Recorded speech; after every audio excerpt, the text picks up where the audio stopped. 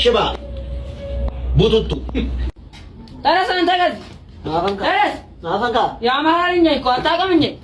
አታውቀኝም? ተረስ አንተ ምን ነው የጉራጌ ልጅ እኮ ነኝ። አላወቀኝም። ምንድን ነው የምትሉት?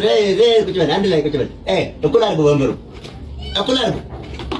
ምንድን ነው ምን አይነት ደሞ አስተሳሰብ ከየት ይዛችሁ መጣችሁ ነው ዛሬ ነው? ምንድን ነው አማራ ነኝ ጉራጌ ነኝ ኦሮሞ ነኝ ትግሬ ነኝ ምናምን የምትሉት ምንድን ነው?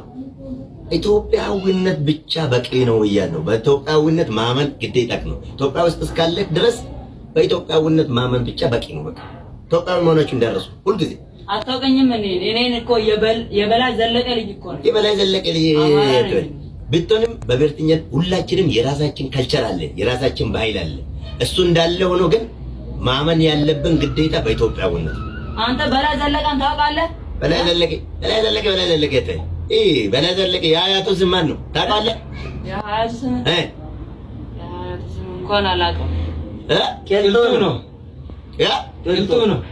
አየህ፣ ቅልጡ ደግሞ የማን እንደሆነ እንግዲህ ማንም ሰው ያውቃል። ታውቃለህ አንተ ቅልጡ ማለት የማን እንደሆነ አታውቅም። ስለዚህ በኢትዮጵያዊነት ማመን በቂ ነው። አላምንም። ማመን አለበት። ማመን አለበት። ተው ባለ ቦታ ተው። አላምንም። አታምንም?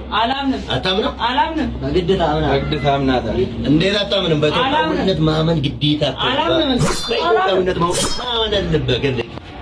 ሽባ ቡቱቱ